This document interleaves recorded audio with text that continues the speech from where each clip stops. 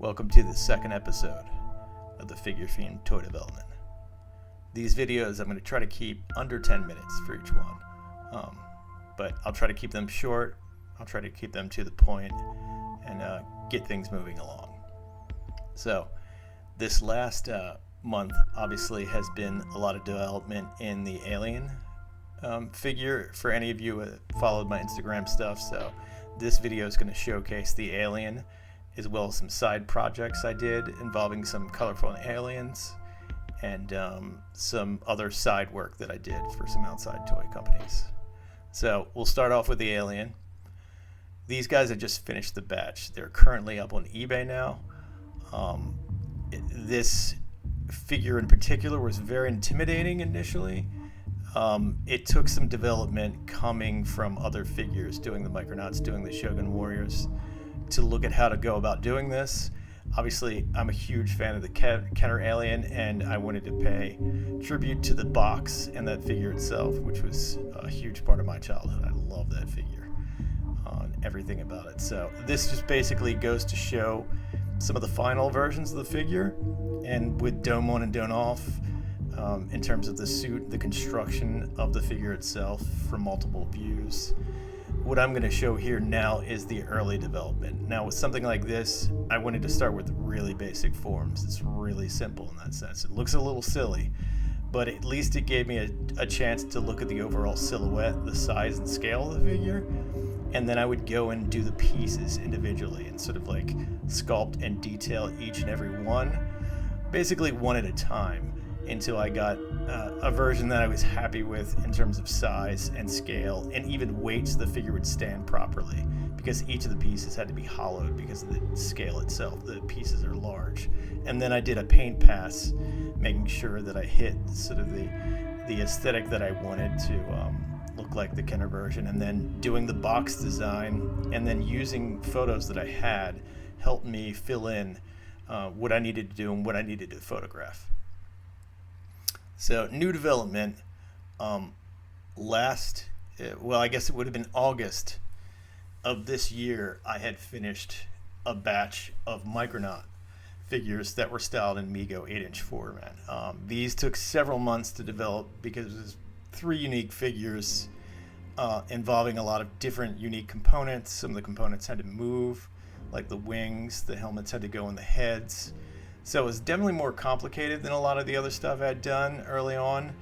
Kronos in particular, his wings, his claws, his weapon. So I'm just showing some of what I had did earlier in the summer, because I wanted to add more figures and round the line out. So this is me adding 3 more figures, starting with a Croyer. And then adding 2 Pharoids, the gray and the red, because, you know, I love these figures, obviously, as many of you did.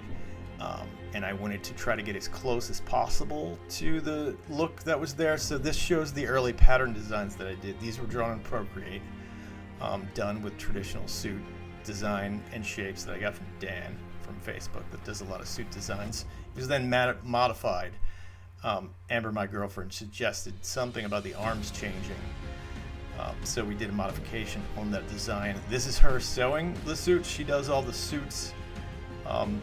The final pass, each is hand sewn, and she fits them to the bodies as she goes, and they are perfect. They are the tightest suits that I've seen, and they move so well. They don't bunch up.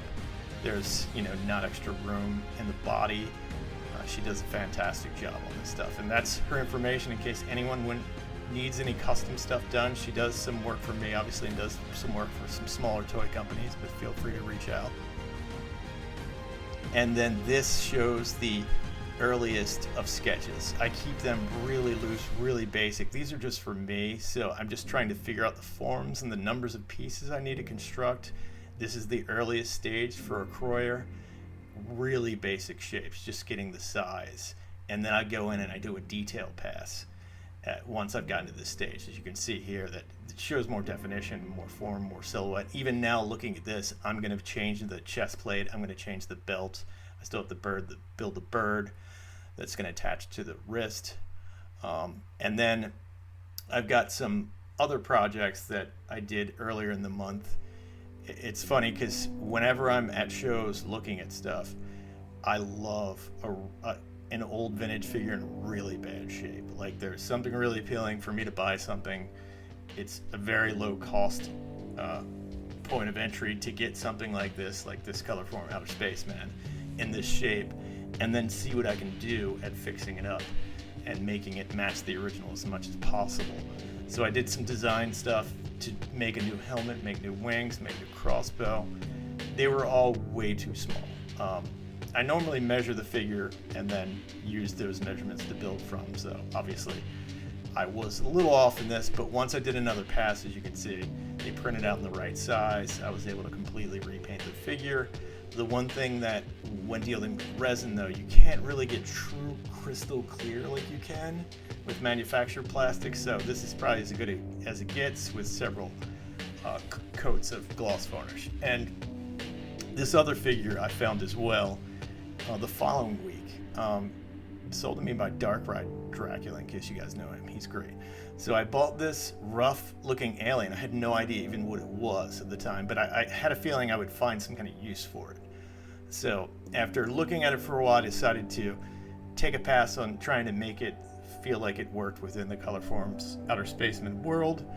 And my earliest sketches just were getting the foundation for the weapons and accessories. I then changed it once I painted it red for some reason. I was just testing it out with the pieces that I printed and designed, and thought, wow, I really like the way it looks in red.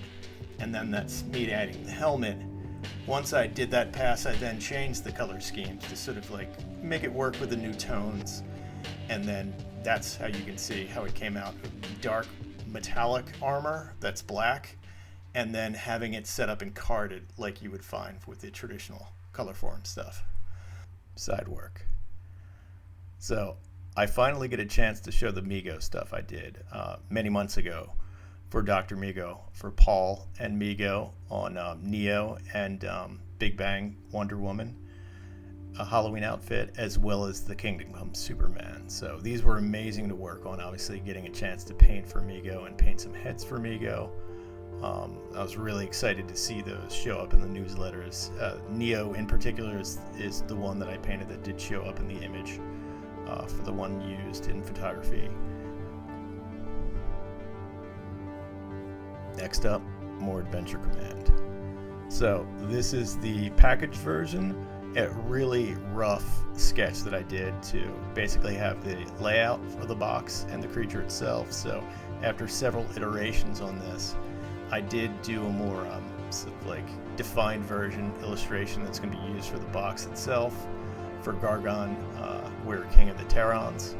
So as you can see, the name will change. It will not say Gore, it will say Gargon. But you can see the final image in the rough comp of the box to at least see what it looks like. So that is it. I appreciate you guys watching, and if anybody wants to see anything in particular from the catalog I've done in the past, I'll try to cover in a video. Next video will show some Shogun Warrior development as well as some other stuff. So thanks again.